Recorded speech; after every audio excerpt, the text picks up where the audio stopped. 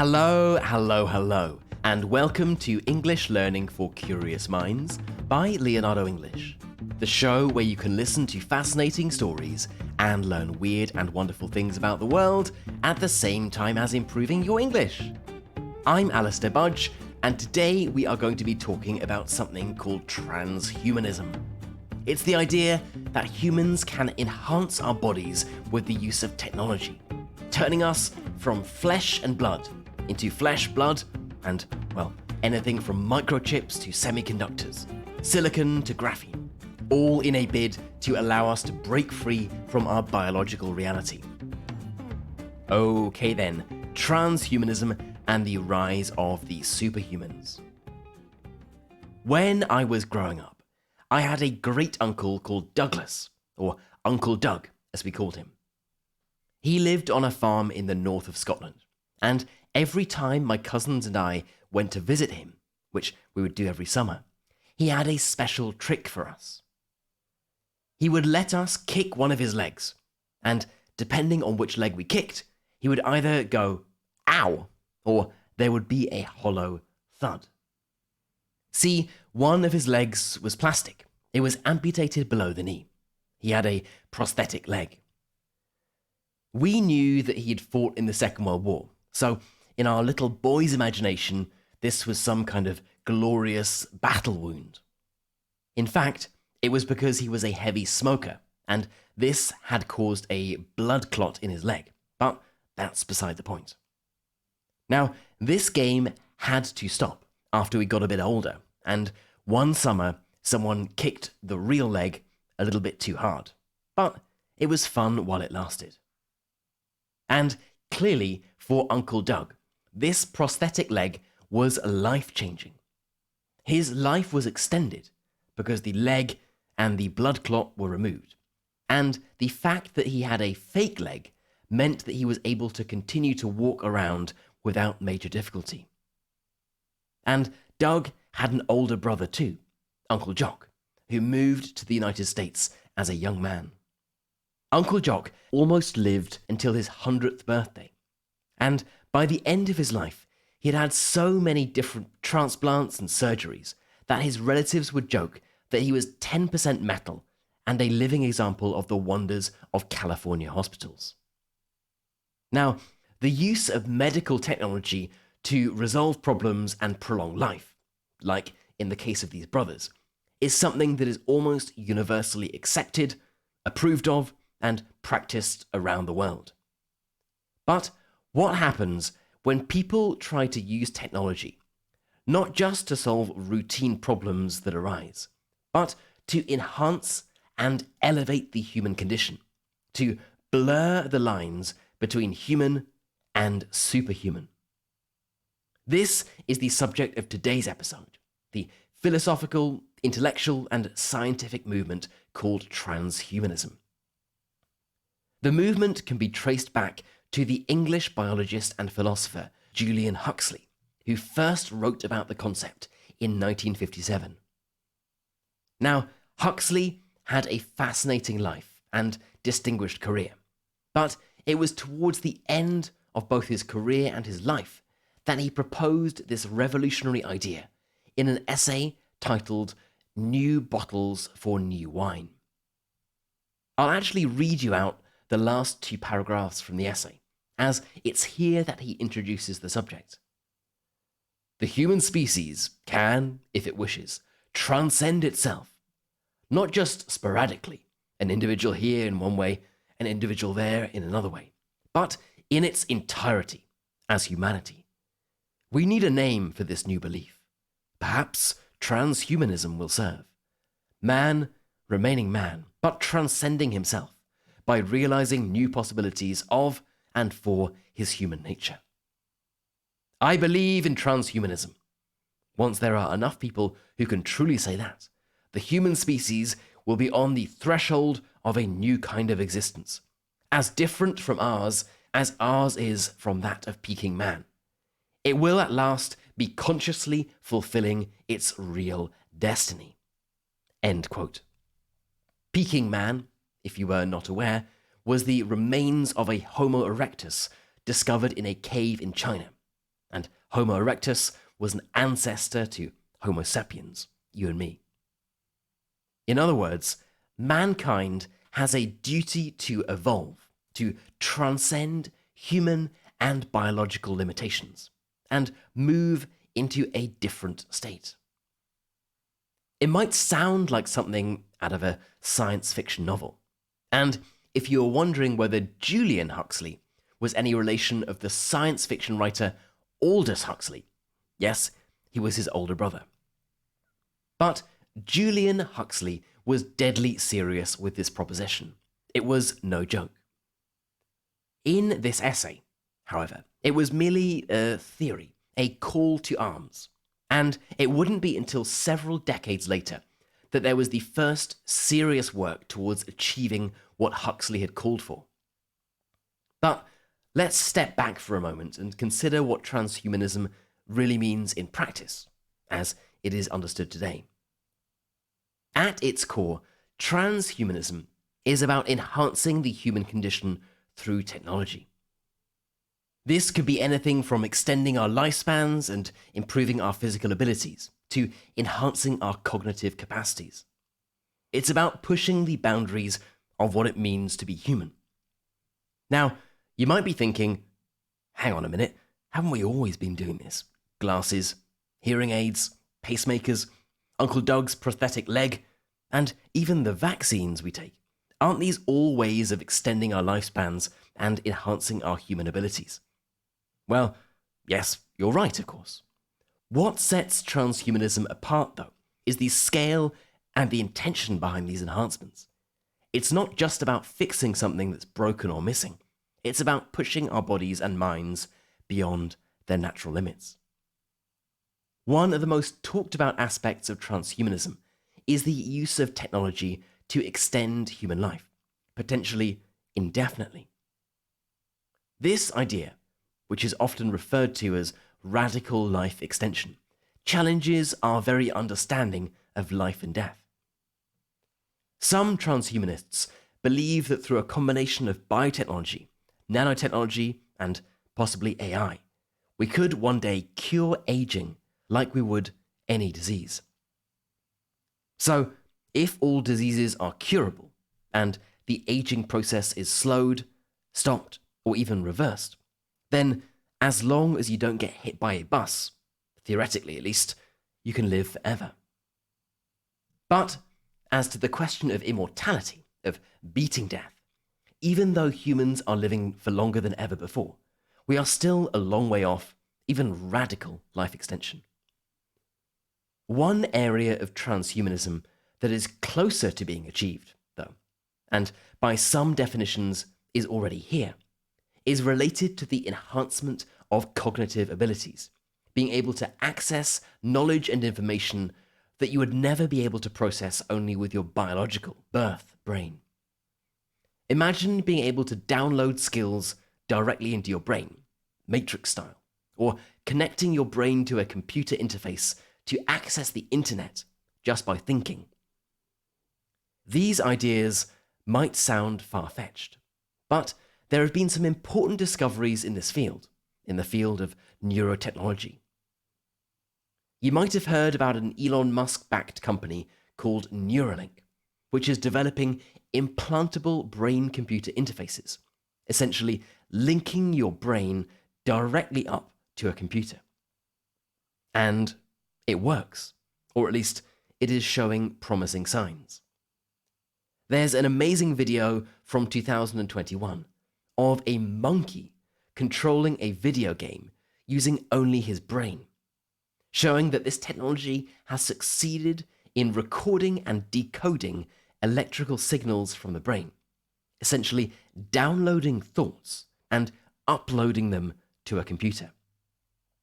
Now, it is still very early days, but imagine a world where your brain had access to the internet, where instead of going to a computer and typing or saying what you wanted, you simply thought it, and the information was immediately available in your brain.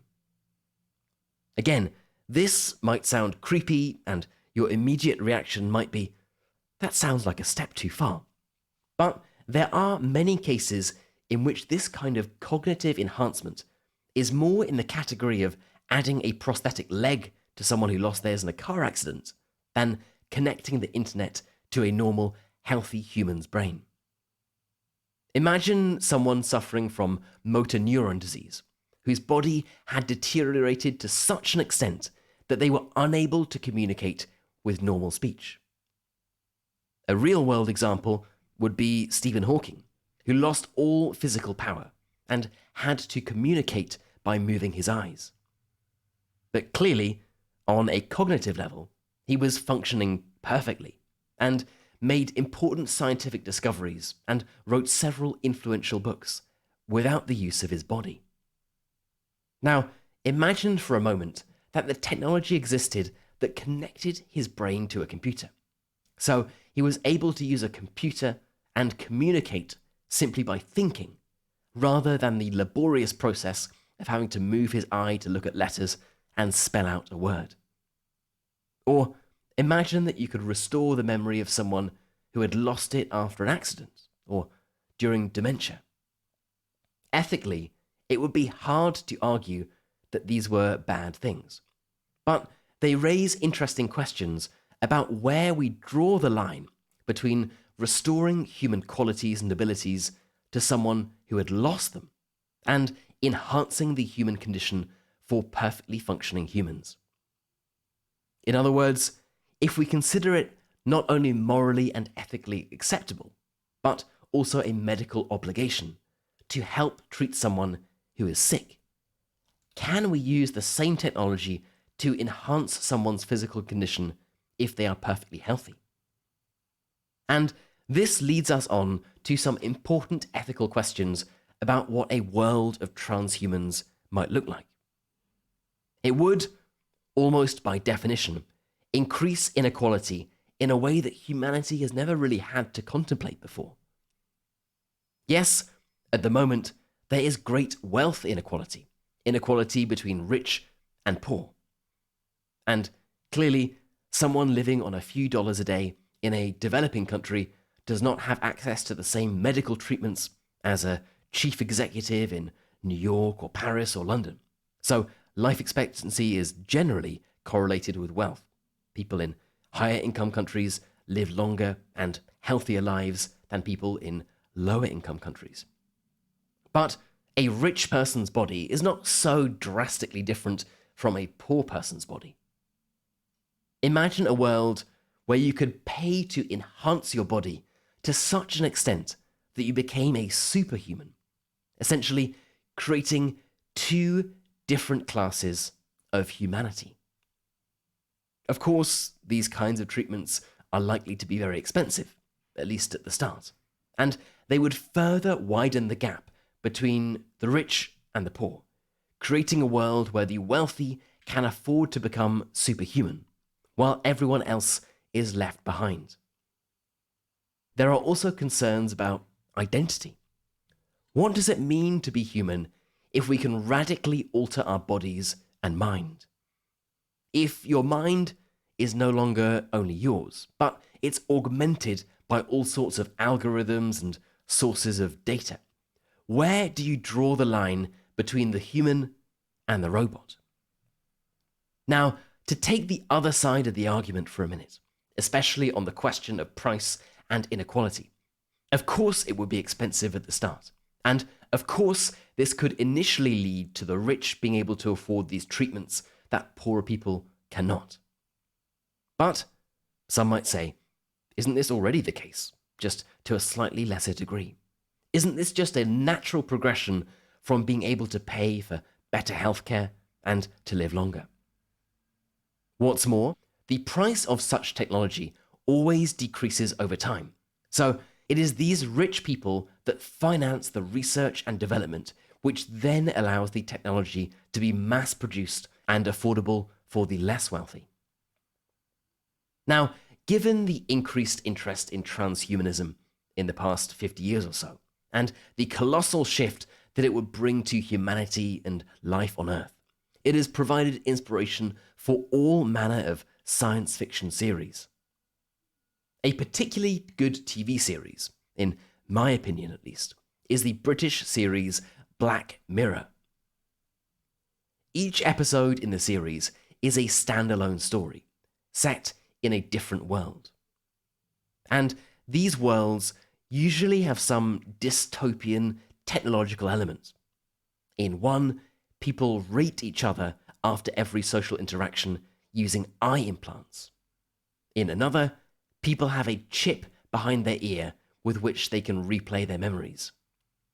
And in another, relationships are formed by an algorithm matching people with other people for a predetermined period of time. It's a great series, and one I definitely recommend you check it out. The first episodes came out in 2011, to which many critics sort of laughed and said, haha, that will never happen. But just a decade later, it is looking much closer to reality. And on the subject of transhumanism in reality, transhumanism today, I want to finish by briefly telling you about a man who is trying his utmost to push the boundaries of the human body. His name is Brian Johnson, and a recent Vice article about him called him the most measured man in human history. He made his money creating a payments company called Braintree, which was later sold to PayPal for $800 million. He was born in 1977, so is still quite young. But over the past few years, he has made it his mission to do everything he possibly can to enhance his body, to stop the aging process, and just perhaps live forever. This includes measuring everything on a daily basis, eating exactly 1,977 calories a day. The food he eats determined by what the measurements dictate. In other words, instead of thinking, oh, I'll have a sandwich or pizza or even salad for lunch today, Brian Johnson's diet and meal plan is dictated by an algorithm that analyzes the results of his body measurements and returns the exact food that he should consume. To quote Johnson, "The program runs my body for me, and it does a better job than I can." The logic behind this is that we humans are not particularly good managers of our body. We're not great custodians of our own bodies. We eat fatty foods, we drink fizzy drinks or alcohol, we smoke, we don't exercise, we don't get enough sleep. Johnson's view is that he completely removes himself from the decision-making process about how to manage his body, instead following the instructions dictated by a computer program. It might not sound like a particularly enjoyable life to you or me, but it does sound like it's working. By all measurements, Johnson says that he is in perfect physical condition. Not only has he slowed the aging process, but according to his core measurements, he is a few years younger than a person should be at his age. His objective is to stop aging completely, to live forever. If you're wondering how much all of this costs, he says that he spends around $2 million a year for all of this. Now, you might hear this and think, this all sounds miserable. Count me out if that's what I need to do to live forever. And reading the comments on his posts and YouTube videos, this does seem to be a common reaction when someone learns about him and the healthcare regime that he is on. But to take Johnson's side for a minute, is this just our natural reaction because we don't know if what he's doing will work? If he drops dead tomorrow, or even at the age of 85, no doubt his critics will write that it was all for nothing, that he sacrificed his humanity for nothing. But if he lives to 100, 150, or is still alive in 250 years' time, and is living proof that anyone could do this if they change their behavior, how would that change our opinions? Now, Brian Johnson is just one example of someone who is living and breathing transhumanism and is prepared to put his money and his body on the line in the quest for superhumanity. But he gets us asking important questions about the ethics of transhumanism, the practicalities of what is involved, and how far we are prepared to go to conquer our physical beings. If you knew that you could take certain actions to fundamentally change your body and the nature of your life, and if cost was no object, would you take them? For all human existence, humans have been dealt the same pack of cards.